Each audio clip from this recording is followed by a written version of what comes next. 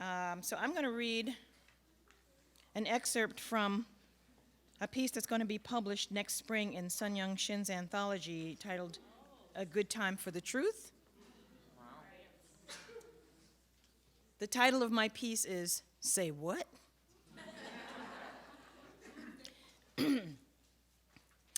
For years, I have heard compliments about my voice. People who participate in my journaling workshops frequently describe my voice as soothing and tell me that it makes them feel safe enough to reveal things they hadn't shared before. My college students often say my voice makes them listen, even when I'm saying something that doesn't have much substance.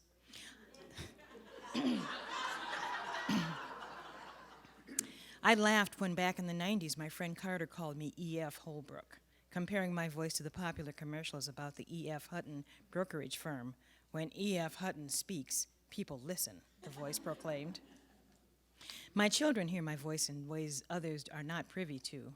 The gentle tones that convinced them that the silly songs I sang out of tune would heal their owies when they were little, the shrill, scratchy tone that came out nearly unbidden when my anger exploded when they were teenagers, the authoritarian voice that left no doubt that I meant it when I said, if y'all don't get your nappy heads up in here, I'm gonna fill in the blank. The icy tones that said that they disappointed me, and the calm, reassuring voice they hear now as adults when they're second-guessing themselves. I have often wondered if I could make extra income doing television and radio commercials or narrating videos and audiobooks. Maybe I could be one of the few women to voice a movie trailer. In 2006, after I completed a merger that blended my literary arts organization, Sassy, with intermedia arts, I decided to find out. A friend recommended her friend's father, who is a talent agent, so I decided to give him a call. I liked the way he described his workshops, and the price was definitely right. He said he was about to offer a 3-weekend workshop for beginners, so I told him to sign me up. So I took the workshop, and I'm just going to skip over the part about the workshop and then get on to the next thing that happened. The instructor promised to keep us informed about opportunities and auditions whenever they came up, and true to his word, he started sending frequent emails. One of them, a commercial for a wet mop, caught my attention. I responded with an email expressing my interest. He said he was going to do phone auditions, and I could choose what I would read because at that point, the company was simply looking for the right voice. We scheduled the phone audition, and I intensified my bathroom mirror performances, happy with my new ability to breathe from my diaphragm, like I had learned in the workshop, and to allow my naturally soft voice to project and exude more power. I read print ads, poems, song lyrics, until, standing before the mirror, projecting my voice fully, I decided that I would read the great Nikki Giovanni's Ego Tripping, a poem that always makes me stand up straighter, confident in my own strength, power, and beauty, despite the way America portrays me and my sisters, daughters, and granddaughters. Finally, it was 10 o'clock the morning of the audition.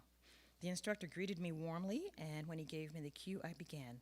I was born in the Congo, I read, feeling pride and power building up in my voice.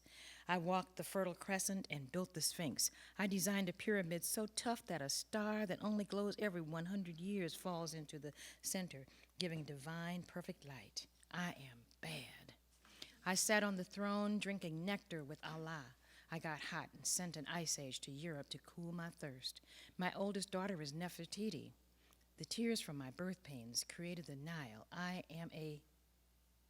thought I heard the man interrupt me, and I thought I heard some urgency in his voice, but I ignored it and kept reading. I am a beautiful woman. Carolyn, he said a little louder and with authority, and I stopped reading then.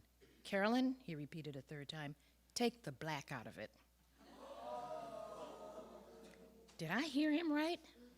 Take the black out of it, he exclaimed a third time. For real, y'all, this is a true story.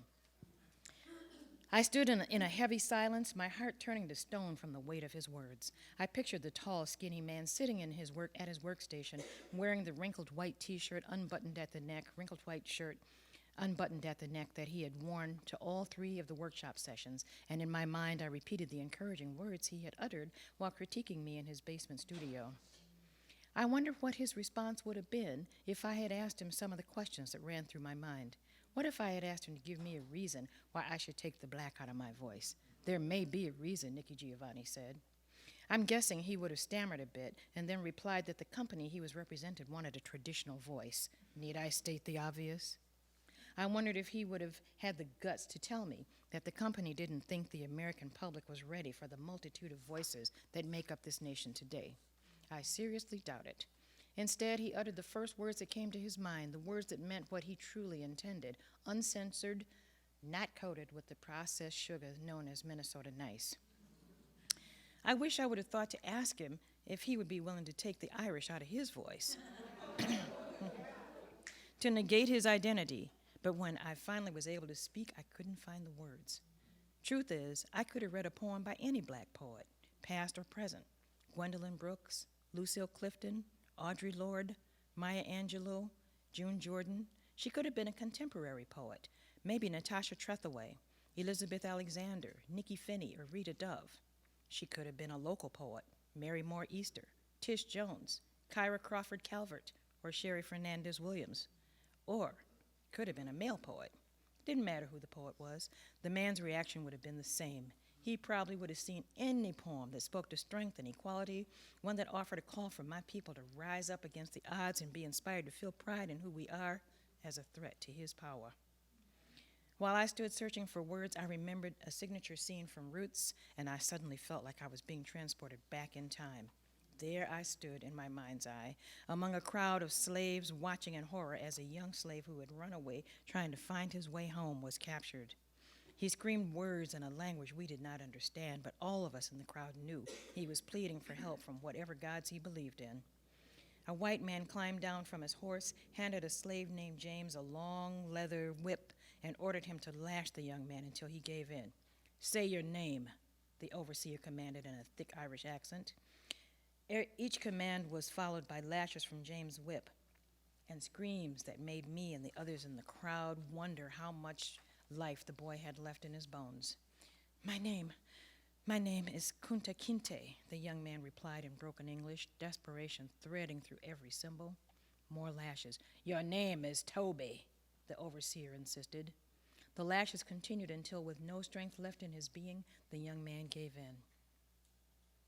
"Say it louder so they can hear you," said the man, pointing dismissively at the onlooking crowd of slaves. My name is Toby," gasped the young man. "Aye," said the overseer, "that's a good nigger." I looked around at the faces of the other slaves in the crowd, the women in their gunny sack dresses, their heads wrapped to hide their kinky hair, and the men in torn shirts and raggedy pants, all staring at the young man, their faces full of the grief of knowing that another one of them had had the black beaten out of his voice. "Carolyn? Carolyn?" came the man's voice from the other end of the phone. "Are you there, Carolyn?" "No," I whispered. I hung up the phone and called my son, who had offered to make a CD of my voice, and told him to hold off for a while. I don't think I'm ready yet. Thank you.